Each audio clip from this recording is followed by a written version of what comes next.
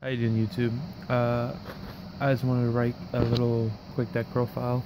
I got back from a regional in Baltimore yesterday. I think it was April 24th. I played Big Burning Abyss, and I just wanted to go over my deck because I thought it was a neat deck. I played triple Terratop, 2 of the Gaia Terratop searches, 2 Nolaris, 3 Maxi, 3 Kaijus, 3 Rhino, Tour Guide, and then a bunch of 3-ups, 3 Farfar, Alec, Calcab, Scarm, 2 Seer, and then Graph of the Big Barbar, Rubik. And for the spells, I played Triple Twin Twister, Double Speed Recovery, and then Foolish, Interrupted, Raigeki, and Monster Incarnation. So overall, I played 44 cards. I didn't do well at the tournament. I ended up getting 12th. I went 7-2. I lost to the mirror match, like the literal mirror match. You made that Kaijus and all too. And then I lost to Dan Cunningham. He played Pendulums, and I sided, I think, 0 cards for his deck because I didn't have anything for the side deck. The idea behind the deck is I played 44, and you theoretically don't want to draw, like, there's a lot of cards in your deck you don't want to draw. Like, you never want to draw this card, and then you never want to draw these cards. So when you play your deck, you hope to draw like a bunch of your monsters to make Beatrice, and the idea behind that is you want to mill the cards you don't want to draw. Like, you want to mill or send with Beatrice like this card and these cards, to eventually reach a point where your deck only has good cards left to draw. Because the Burning Abyss deck is strong enough to get out of the early game very, very quickly by playing cards like this. So you play like Beatrice's really quickly, and if you happen to draw this card, it's really, really, really good. So the big idea of the deck is after you resolve a Nolaris, you have cards like this in your graveyard that lets you play your turn like the maximum potential. Like, you're maximizing your Nolaris by blowing up the whole field in hand. You're drawing a card, and if you have a Seer and a Dante, you grab back a Burning Abyss from your grave to hand, and then Dante comes back in the field, so you can make a Beatrice with that. And on top of that, if you have like Speed Recovery in graveyard, you can search your deck for Terratop. I mean, you can add Terratop back to hand, interrupt the Kaiju and stuff.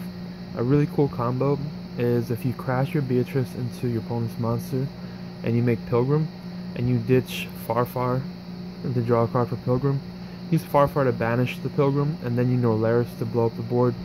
During your end phase, after all this stuff happens, you get a Pilgrim on top of whatever you bring out. My side and extra is real simple. I played the blue layer, 3 Dante. Gaia Charger is really good because you put it over top of Beatrice. And if you ever need to make a Nolaris play, you can put it on top of Beatrice and far this away. And same thing, you banish to bring out Nolaris, blow up, and end phase you get a Gaia Charger back. 2 Break Swords, 1 Nightmare Shark, 1 Ebb-Zero, because I didn't think the Kazo matchup was pretty good. Honestly, I never was used to playing with this card, and that was like the big reason I played 1. So when you main deck a lot of the Kaijus, your deck produces an inherent out right away to all the big ships.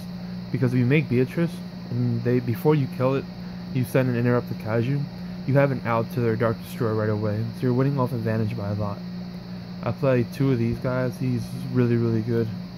Virgil's really strong as well. A card I considered putting in the deck was a Speedboard Tuner. That way you can just have access to Virgil easier.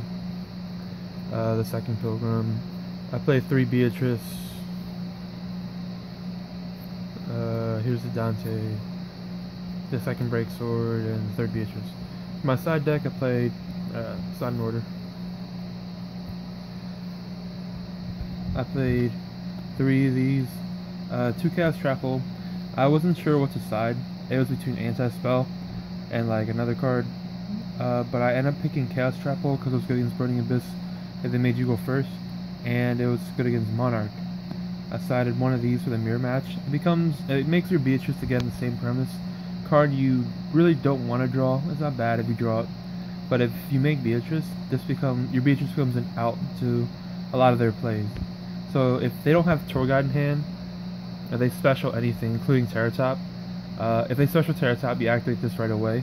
But they reveal a Burning Abyss to let the first one go through, and then reveal a second, and then you chain this from your graveyard. Here's some more. I played 3 enemy controllers. It was pretty good. Any deck that I couldn't side deck against, I would put 3 enemy controllers in and take out whatever dead cards.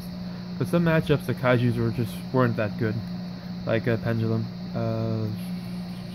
3 system down to make the Cosmo matchup way easier, and then 3 Mask Restrict. Overall, that's just a quick little deck profile. I got 12th place, I won 7-2.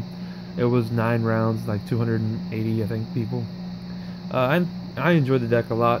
There is only just a very hard Monarch matchup, and the mirror match is something that becomes a bit hard as well, because the main deck these and there aren't the best against the mirror. If you have any questions, feel free to ask.